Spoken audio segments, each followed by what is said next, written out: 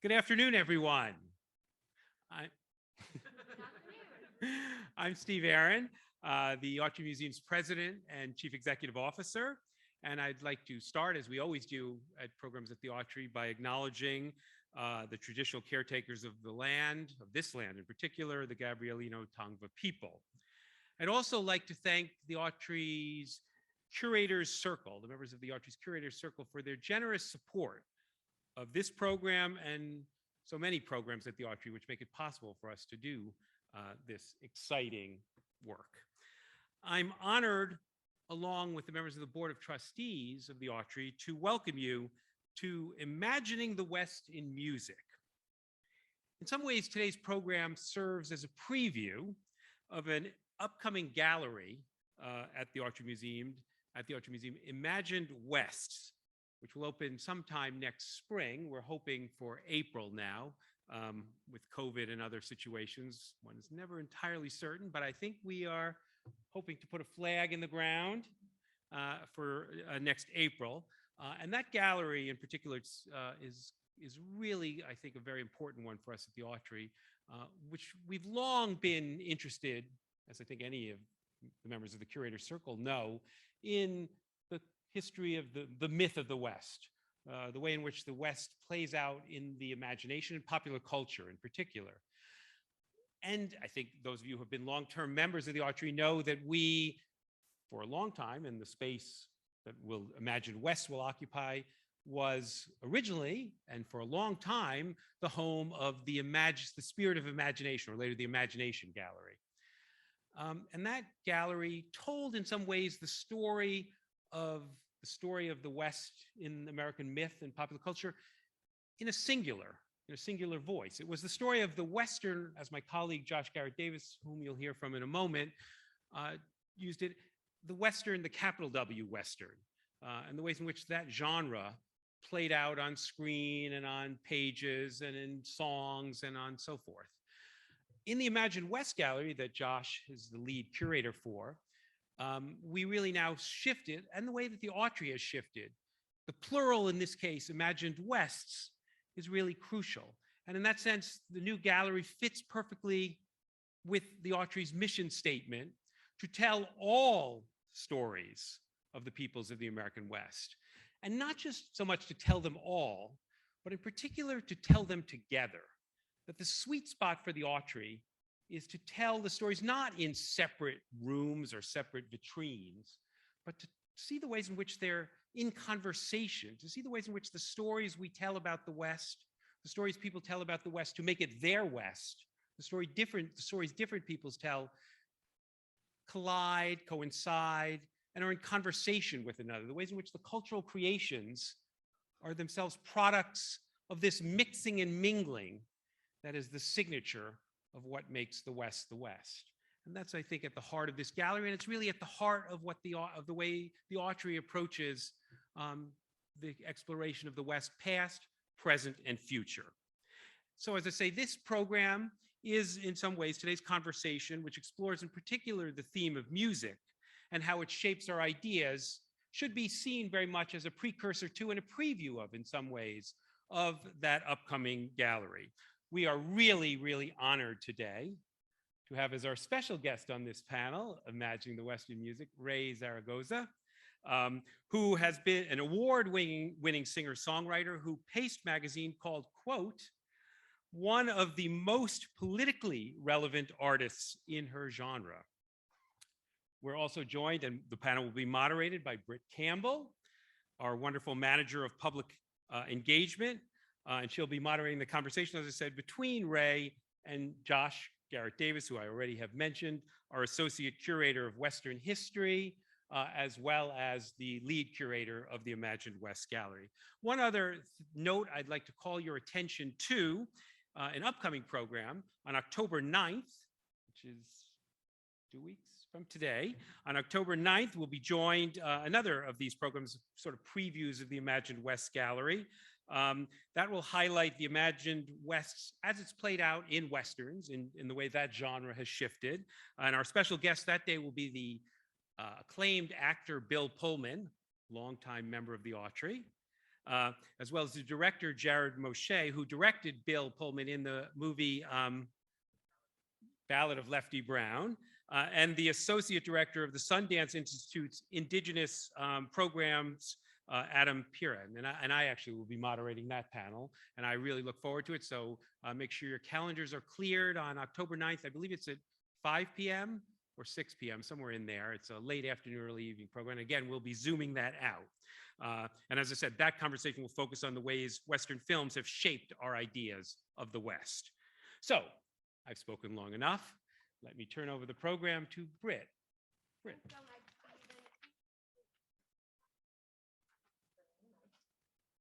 So much, Steve. First, I just wanted to thank everyone who's here joining us in person, everyone who's on Zoom. Nice to virtually see y'all. There will be time at the end for audience questions and answers. If you're in the audience, just wait until that portion, and then we'll have a Q&A mic run. If you are on Zoom, you will have the Q&A chat box feature. Feel free to drop your questions, and I'll be checking in at the end. And so now, without further ado, we're going to have a great conversation. So our title of our program, Imagining the West in Music, 3 things really stand out. Steve hit those points: imagining, music, and the West. So before we kind of start creating and imagining, I wanted to get to know a little bit more about who I'm in conversation with. So Raye, Josh, where is home for you? Is it in the West? Would it? Definitely. I think Tongvaland has been home to me for over a decade. And so, yeah, I think I am home right now, which feels really good because I've been traveling, and it really feels good to be home here on Tongvaland. I was born and raised in South Dakota, and even though I have now lived away from there longer than I lived there, because I left when I graduated from high school, it's still a sort of home. I was just back there last month for the first time since the pandemic started, and was sort of reminded there's just a certain, even when you have left where you're from, there is that certain comfort there. And that's in a sort of place that's, I don't know if it's in the West or not, but it is sort of at that edge of Midwest and West. And I actually brought a little show and tell that I found in the basement this week. I was related to music. I was born into a family that my parents owned a record store in Aberdeen, South Dakota, called Prairie Dog Records, and I found this T-shirt in the basement. So that's kind of. That's a really cool shirt. Yeah, really, like, where can I get one of those shirts? We need to bootleg them. Yes. Well, I was really asking y'all that question because for me, oh my gosh, that's adorable. Yeah. Just you can't have another sip of water. For me, home is a sound. So I was born into a family of storytellers. So my grandpa's voice, my grandma's voice, it's really the sound of people creating and telling stories long before I even came into existence. And so I think while home can be thought of as either the place that you were born or the place that you now feel that sense of comfort, I feel like I've always been drawn to sound as that kind of comfort and that nostalgia. And I really think that that's something that is common about why we maybe imagine, and music brings up so many kind of memories. And so I was wondering, do you have a moment in music that either kind of crystallized what music could do, either for you personally or for the world? It's kind of a lofty one. Yeah, that's a good question. I think it's been a collection of so many moments for me, and always little moments. You know, like I grew up, my dad played mariachi music, and I think that the first time I ever heard a full mariachi band play together, and how music can fill up a room, almost like overflow the room, where like you can feel it in like your feet and like in your gut, and like everything is just like, oh, like the music is surrounding me. To me was like those first memories of hearing mariachi music.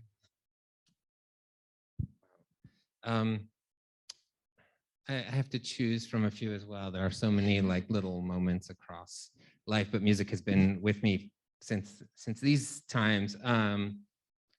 What I feel like a very early thing, which kind of connects loosely to Los Angeles, is even though I was in small town South Dakota, is I think around the age of 7, though my parents were into the Beatles and the Stones and the music of their generation, I had a babysitter who introduced me to MTV in the 1980s, and all of this raucous, terrible heavy metal from the Sunset Strip, which I was way too young to listen to. But it was the first time of sort of, it was mine and it wasn't my parents, and that sort of stands out as this sort of connection to where I started to have an image of Los Angeles as well.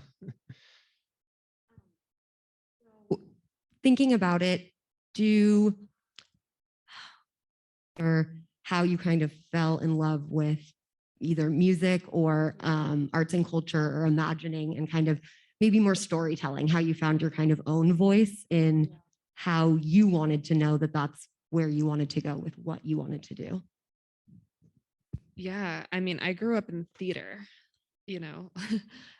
One of the places I got my start doing theater was here on the stage doing native voices ever since I was 14 years old, doing play readings and things like that. But also even like further before that, my dad is an actor. He played Chief Sitting Bull in Annie Get Your Gun on Broadway. And I think that I got to watch from the sidelines and like really imagine, like, all I would do is like imagine what it would be like to be on stage like they were, and to tell stories like that. And I think between that and then also whenever we were in the car, we listened to folk music. So we listened to like Harry Chapin and James Taylor. And even at a young age, I loved folk music because you could understand every single lyric. Everything was like this little like 5-minute play. And I knew from a very early age, I wanted to tell stories, and I wanted to tell 5-minute stories. I wanted to tell like these short, beautiful plays in 5 minutes, because I couldn't hold the attention to do like the musical theater thing was like too much for me. I'm like, I can do 5-minute plays. And so I think that that has been where my imagination started, was to tell stories that were simple enough where they also could take on different forms with each person, why I love acoustic music. A song with guitar and vocal can mean something so different to each person, because there's so many more things to imagine within it and to fill in the gaps.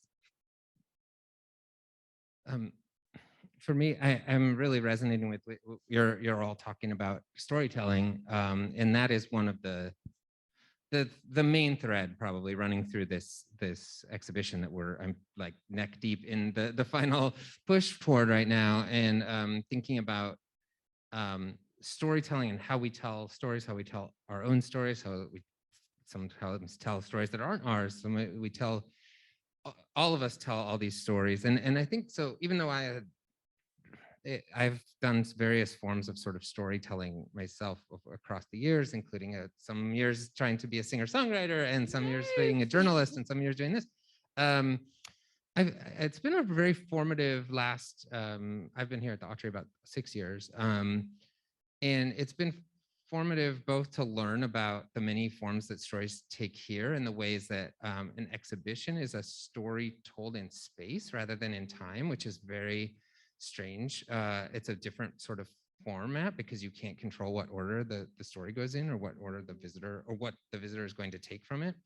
But I've also been raising a young daughter during this past same period, who has this insatiable thirst for stories. Like, she just wants to be read to like all the time, or watch a show, or she calls, I'm doing a story, is like with her dolls and playing with toys. She'll like close her door, and you just see the wreckage afterward of these little dolls, like mixed up, all some animal with this, and so that has really made me sink in for me in a certain way, that concept of story and how many forms it could take, and also how deeply, like, I didn't teach her to love stories. She just needs it, so.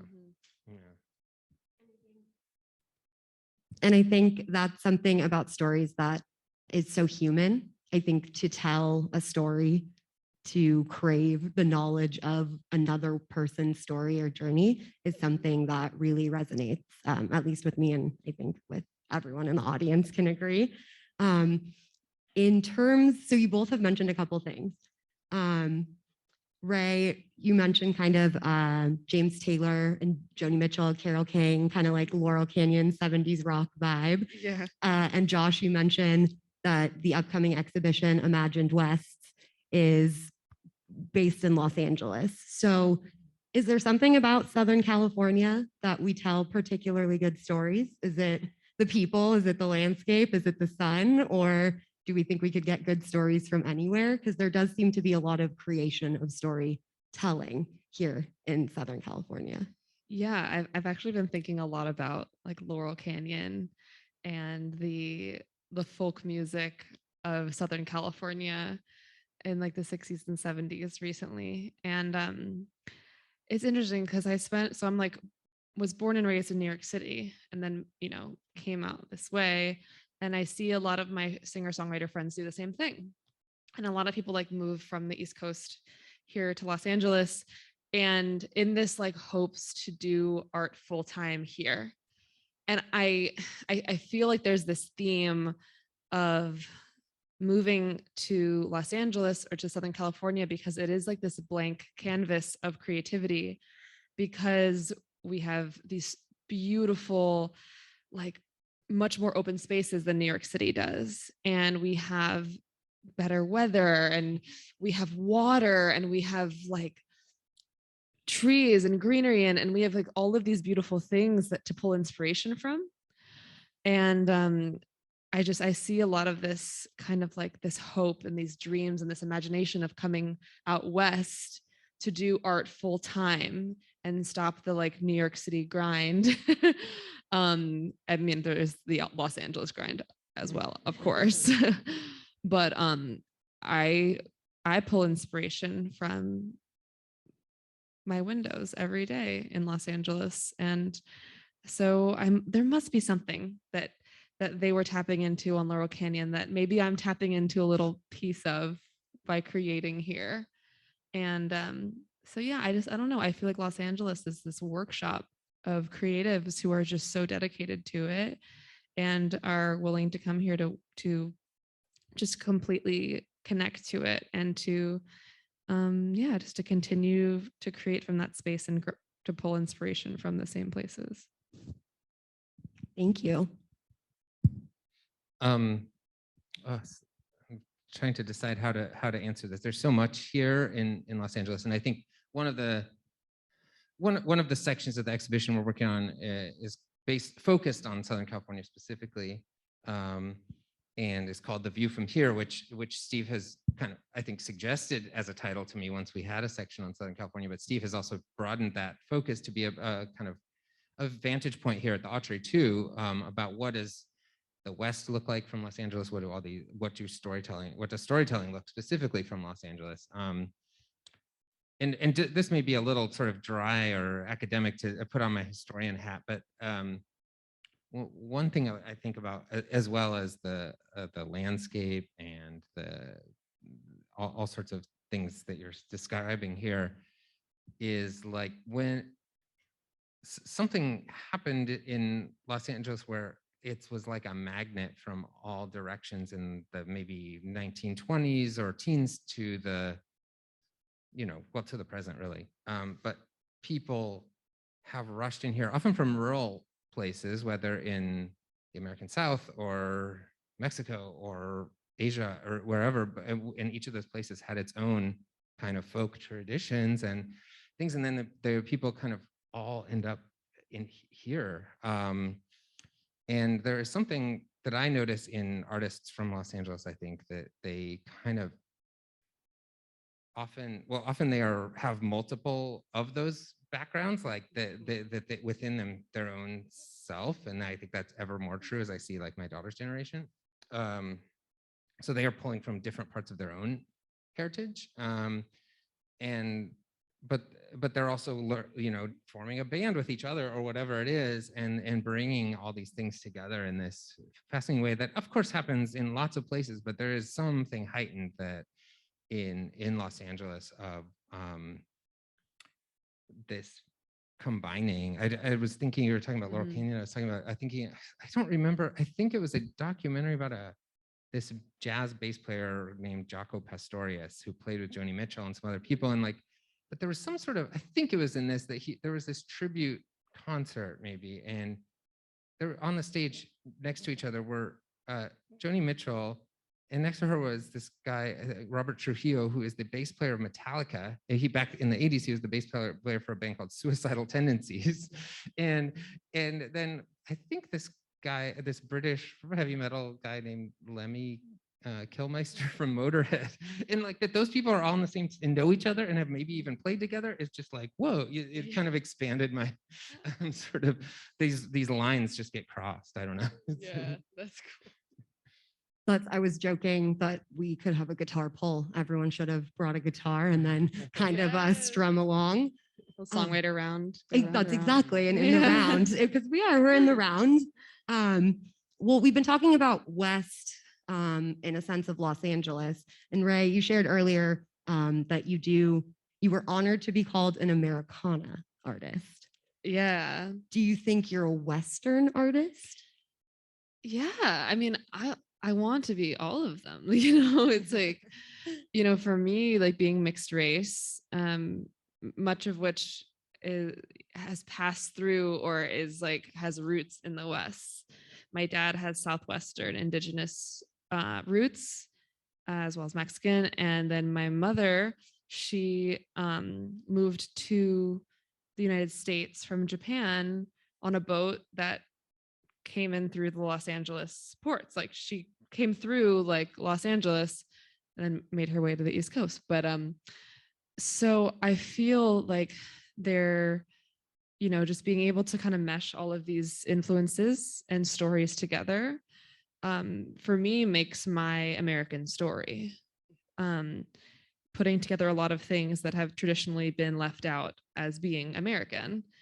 That makes my American story, which in many ways is my Western story. It's I see myself as a Western woman in many ways, being someone with Southwestern roots that, for my indigenous roots are in the Southwest, and then also having spent so much time here in Southern California, and the kind of beauty of my mother's story of passing through here on her way in from as an immigrant, which is kind of the beauty of Los Angeles. There's indigenous people here, there's immigrants, and I get to carry both of those stories with me in creating my own version of what Americana music is, what American music is, I don't know, sometimes I almost like to be well, in many ways I am an all-American girl, I'm mixed race. I carry so many different stories, and I'm born and raised here in America. And, I don't know, I like to almost lean into that, what almost feels like juxtaposing ideas, but really is it? Because, we've been saying, the West is something that is of many different stories, and to tell them all in conversation is the point and is beautiful. And so I think that that's what I try to do with my music, is to tell all of those stories in conversation as a Western woman, as an Americana artist. And I think on your most recent album, which is available outside. Yeah, grab one. Yeah. I don't want to get the track. Is it Be It Girl? What's Be It Girl? Okay. Yeah. Just wanted to, I just thought of that song while you were speaking a lot. So yeah, that song has it's such a Western melody. It's, it really is. I'm trying to put my finger on exactly where we kind of pulled inspiration from that, but it really, to me, is it really pulls from some traditional Western guitar riff. Yep. I can't really exactly pinpoint where or how, but I think you just got to make the sound. Yeah, the sound and what is, but that song, the first lyric of that song is, I could tell I was living in a world that wasn't made for brown skinned girls. And to me, that was the song is almost about living in like a dystopia where there are people who are not considered to be the it girl or the perfect thing, and then yet this dystopia is the place that we live. And so yeah, I really feel like this last record I pulled from a lot of these like country Americana and also like Western sounds. I was just thinking as you were talking about like the Western sounds and just wanting to point to this institution and its roots in music and in sort of both large. I mean, I kind of think of the Autry as kind of like a river that has all these different streams coming into it, but the two biggest of those streams would be the Southwest Museum and the Autry Museum historically, and that both of those major streams that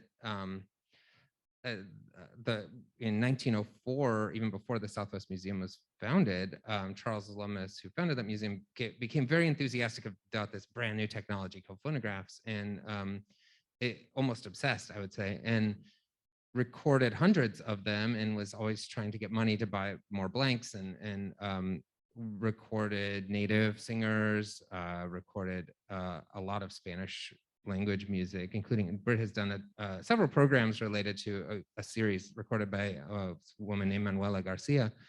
And so there's that sort of musical root. And then of course, to the very collection, we have those wax cylinders that are over, they're 116, 17 years old. And then of course, the much more well-known is that Gene Autry, that his career is really built on music, even though he became a film star and TV star and all these other kinds of stars, but really he started as a singer, and just sort of that courses through. And it's hard because traditionally museums are a visual experience. You're there to see things, and we're not allowed to play the instruments that are in the collection and these things, but but music is at the very root, and we've always been trying to capture that in a lot of what we do program-wise and exhibition-wise and so on. And I think that's really going to kind of lead into the last question before we take some Q&A from the audience. So online, use that dial box. In audience, start your brains thinking. I am lucky enough to have a grandfather who is considered a country western star, so Glenn Campbell. And so to me, sound and music really is that idea that his story is still preserved. For your 5-minute mini tales, I'm like, I get those all the time, even though he didn't write a song, so maybe it's somebody else's. And I think you guys just hit on a really interesting point of how do we keep these stories, Raye, that you're telling, Josh, that we're trying to tell here at the Autry Museum? Where do these stories go to get told in places of civic memory? Is it just in our memories, or how do we ensure that these stories are captured, accessed, and then available for later generations so they can kind of know how the West was imagined by a certain set of occupants? You want to go first on this one? Curator. It is, well, so many things we know are lost. So many songs, I'm sure, from all over the world, are lost because they're ephemeral or they're passed down, and lots of historical interruptions and traumas and wars and things and violence have kind of, or just, things get lost. And so we try to preserve a lot of them, and we have lots of we're always sort of trying to keep up these archives, but it is a sort of ongoing it's almost like maybe it's sort of like with any kind of oral tradition, is that they require maintenance, and history requires maintenance, like that you now it's servers, right? Like, or you have to kind of keep updating the files and stuff, but that's kind of our role in a way as a museum, is like tending these now digital files or phonographs or other forms, but it is sort of similar to an oral tradition where you have knowledge keepers who have to pass that down and find people to take the baton. I don't know.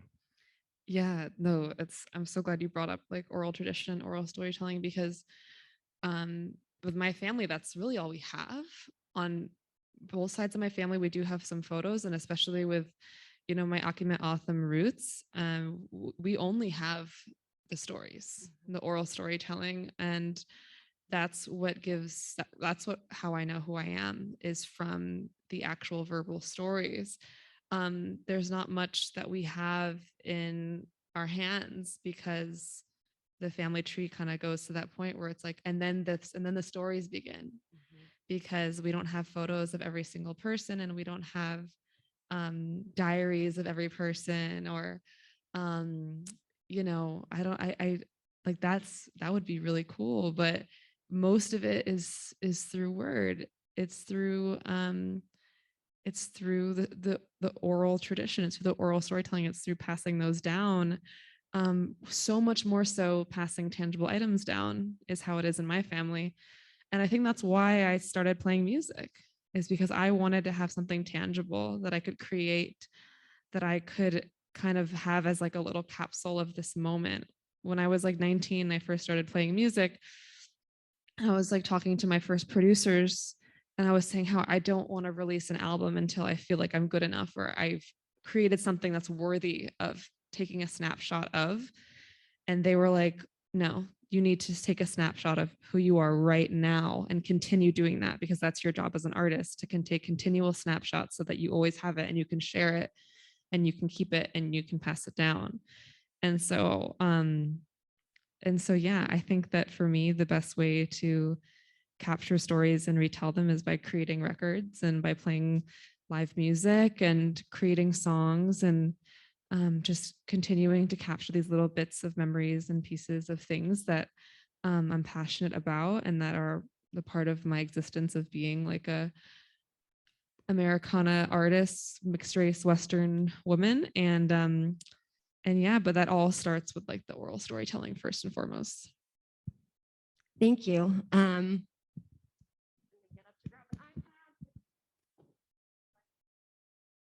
Does anyone in the audience have any questions? Okay. I've been told there's a mic runner. I'll do it. I told.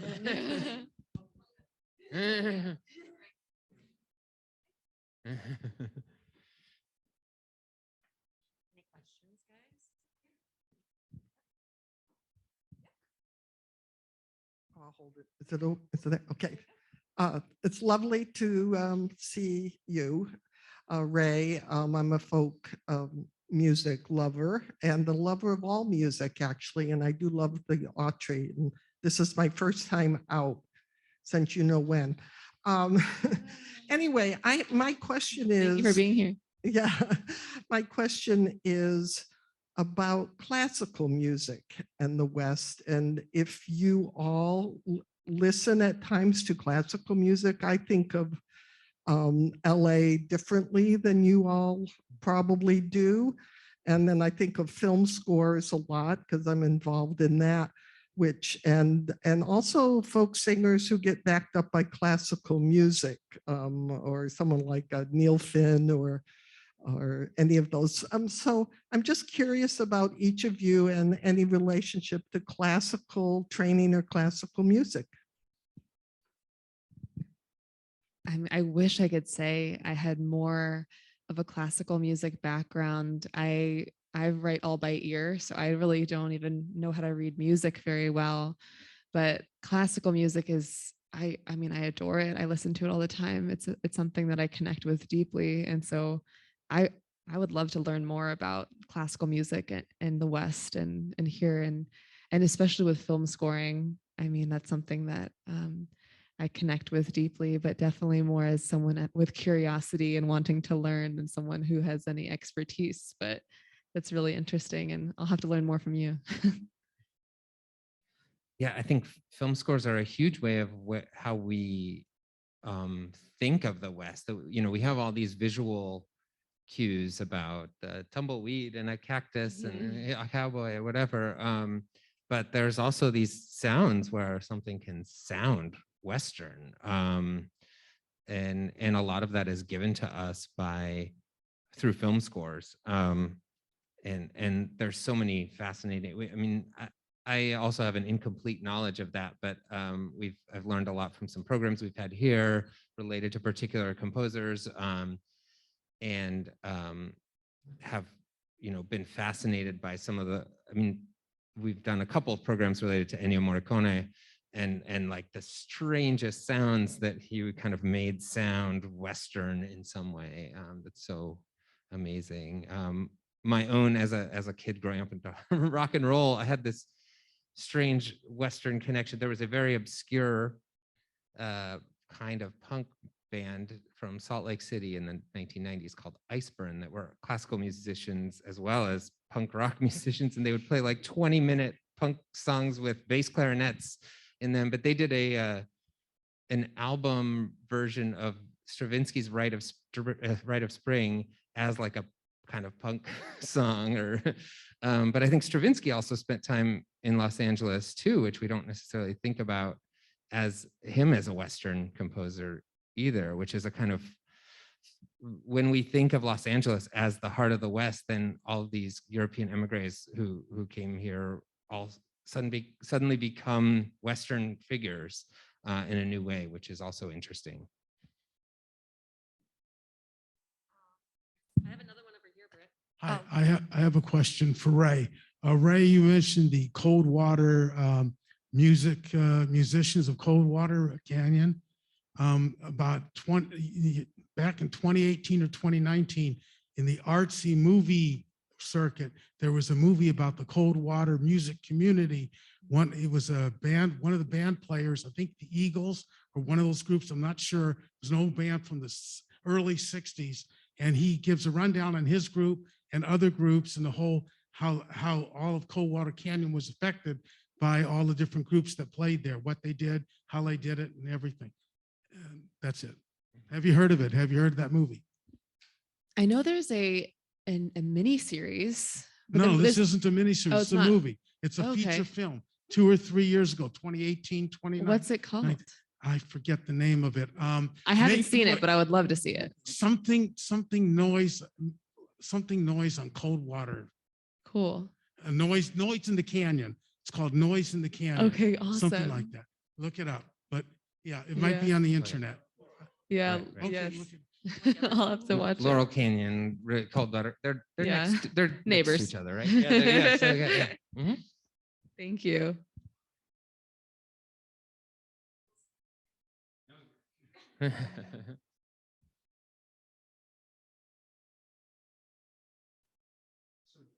Josh, you've invoked your daughter here, so I want you to sort of, and her storytelling capacities, which I have seen firsthand, but I want you to tell people what your daughter's roller derby nickname is, which I think would make a great song title or band name.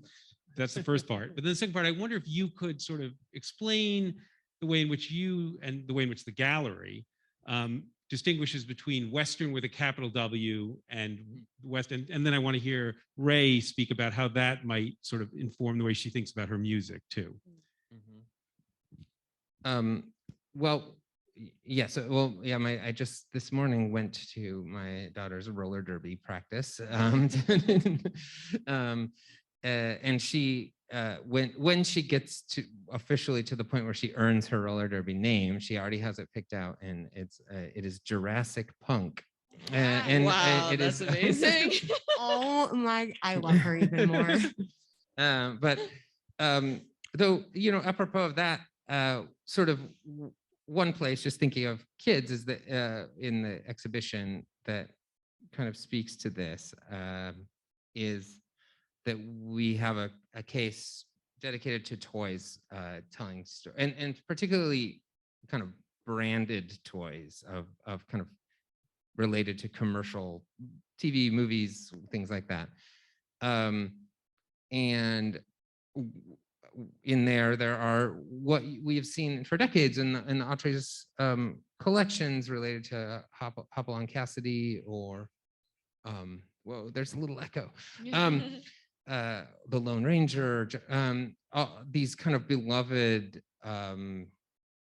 franchises, I guess you'd call them, from the mid 20th century or even earlier, some of the things. But there are also sort of stories. There's a Jurassic Park toy in there. It's a velociraptor, which is my daughter's favorite animal from the original 1993 Jurassic Park. Hopefully, I think that the way we'll display it is that it's sort of locked in battle with Danny Trejo as Machete originally from the kids movies Spy Kids. So that's the sort of another sort of Western. So we have Western as in Hopalong Cassidy, and we have Western as in Jurassic Park, sharing space in kind of in a lot of ways inspired by these ways that my daughter plays with no regard to what story this originally came from. She's making her own story, and that's what we all do in some ways. So that's sort of what. Gotcha. Yeah. What's my roller derby name? This is so cool. I'm like, wow, that's awesome. I think that I'm getting the distinction between like the two different, like the capital W and the lowercase w Western. And I think it's like, I don't know, there's a part like with the whole imagining West, it's like, there is what West has historically been, or the association most people have with it. And then there's also this like futuristic, like, well, what are we going to make of it? And who are we? And what are we growing to? And how are we kind of bringing in all of these different things, like you said, in conversation with each other and creating our own definition of what it means to be West, or like in the West. And so, so I'd like to think that with my music, I'm kind of creating my own version of it as well. And kind of, I don't know, exploring that. And especially with those sounds, like in this past record with The It Girl, and having these songs where people have told me like, oh, this sounds like has a lot of like Western influence. So you're creating Little West with Big West influence. Exactly. If I'm picking up what y'all exactly. are putting down. Well, are there any more questions from the audience? We've answered them all online. So I want to welcome everybody. One, Raye is performing at Lodge Room on October 25th. Yes. It's a venue in Highland Park. If you haven't been, highly suggest. She's opening for Delta Rae. They're bomb too. And if you don't want to catch that performance, you can go right now in the plaza. I hope you join us, because Raye's going to play a 45-minute acoustic set for us, right? Yes. Cool. Yeah, and then there are CDs out there. Everyone can just take one. They're all for you if you'd like to just grab one, and then I'll play them live for you right outside. So see you in the plaza, Thank you so much. and thank you, everybody.